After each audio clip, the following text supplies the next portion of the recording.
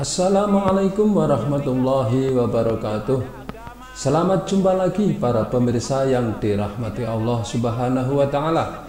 Semoga semua tetap sehat walafiat serta bahagia, dan yang tak kalah penting tetap terjaga iman dan Islamnya.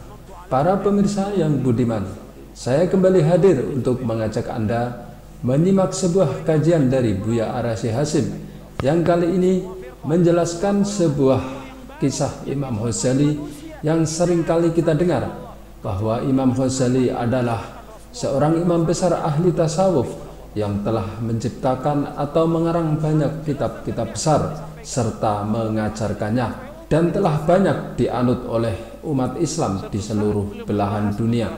Nah, di zaman yang sudah akhir ini banyak muncul kajian-kajian yang mendegradasi ilmu tasawuf. Ilmu tasawuf dianggap sebagai ajaran ilmu sesat dan bid'ah yang masif digembar-gemborkan oleh ustadz-ustadz Wahabi, diantaranya Ustadz Yazid Jawas, sehingga kebanyakan orang awam menjadi bimbang dan misleading sebagaimana yang dialami seorang jamaah ini, yang kemudian mendapat kesempatan untuk menanyakannya kepada Buya Arasy dalam suatu kajiannya.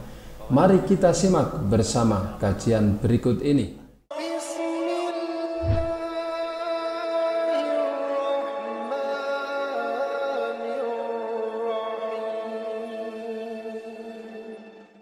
Membikin suatu yang baru agama nggak boleh. Ajaran tasawuf Islam nggak pernah mengajarkan, Nabi nggak pernah mengajarkan.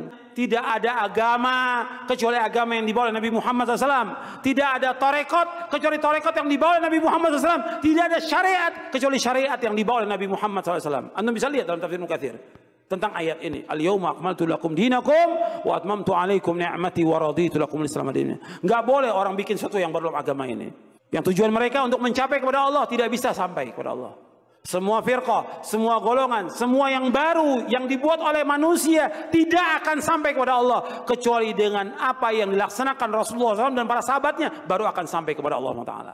Jadi jangan dikira udah doktor, profesor, kemudian selamat. Imam Ghazali lebih tinggi dari itu. Gelarnya udah Hujjatul Islam. Lewatin profesor sekarang. Bismillahirrahmanirrahim. Assalamualaikum warahmatullahi wabarakatuh. Assalamualaikum.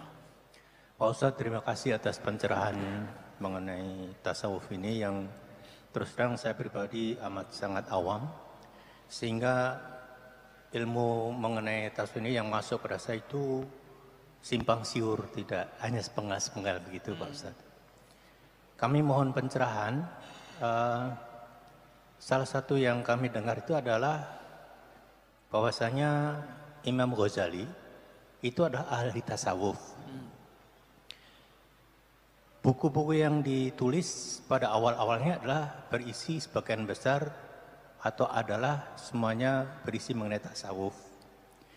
Kemudian menjelang akhir hayatnya beliau, yang kami dengar itu merubah isi buku-bukunya itu, meninggalkan tasawuf, hanya ibadah. Apakah ini benar dan apakah ini menunjukkan bahwasanya tasawuf itu apa ya, jadi sesuatu yang absurd, jadi baik. Yang misleading lah begitu Pak Ustadz. Baik Pak. Terima kasih pencerahannya. Assalamualaikum warahmatullahi wabarakatuh. Assalamualaikum. Bagus Pak pertanyaannya. Ini banyak yang bukan misleading, miskonsepsi terhadap Imam Ghazali. Ya. Imam Ghazali itu murid dari Imam Al-Juwaini. Al-Juwaini ini ahli mantik dan ahli usul fikih, ahli memproduksi hukum. Namanya Imam Al-Juwaini. Setelah dia mahir, Imam Ghazali ini menjadi guru besar.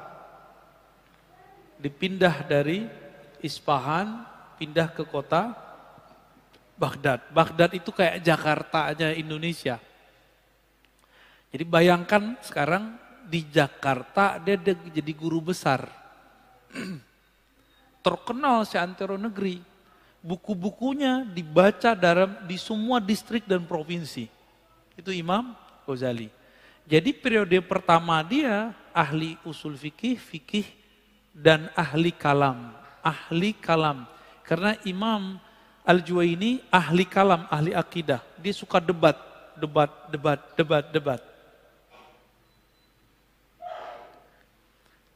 Setelah beliau lama menjadi guru besar, beliau juga ngaji tasawuf, tapi kajian kitab tasawuf, baru teori. Dengerin doang. Belum pernah mempraktekkan tasawuf.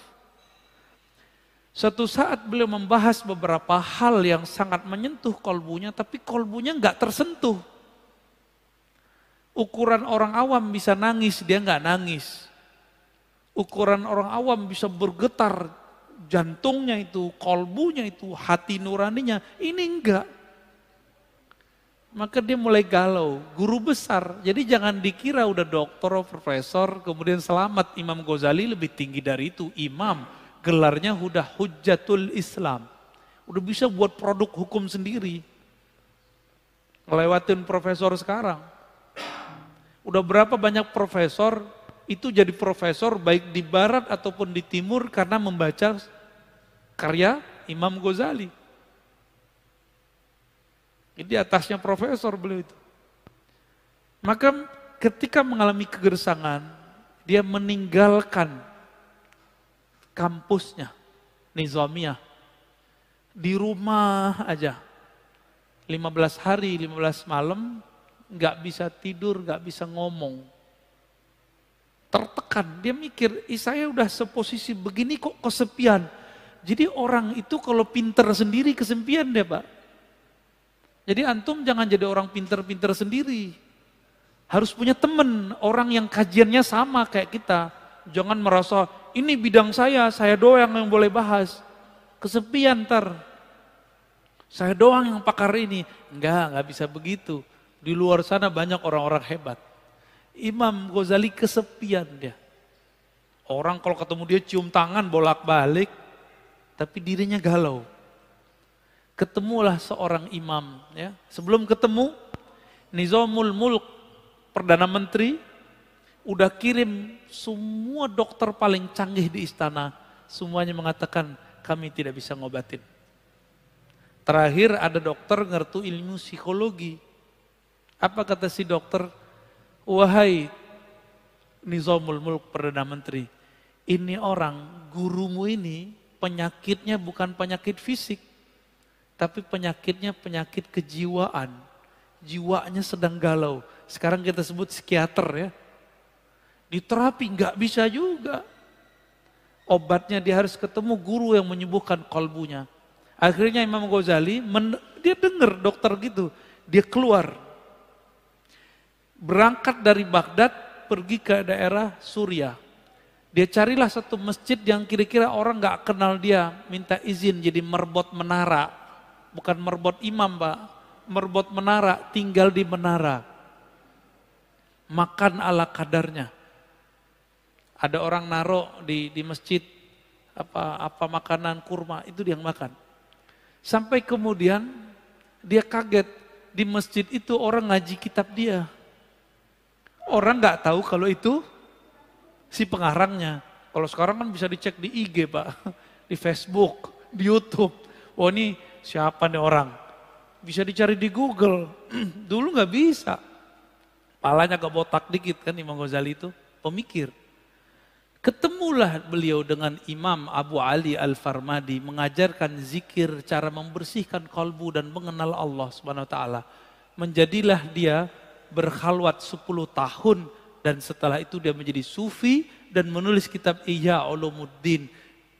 4 tahun setelah itu wafat. Jadi cerita yang benar, kisah yang benar, bukan tasawuf yang duluan. Gitu Pak ya.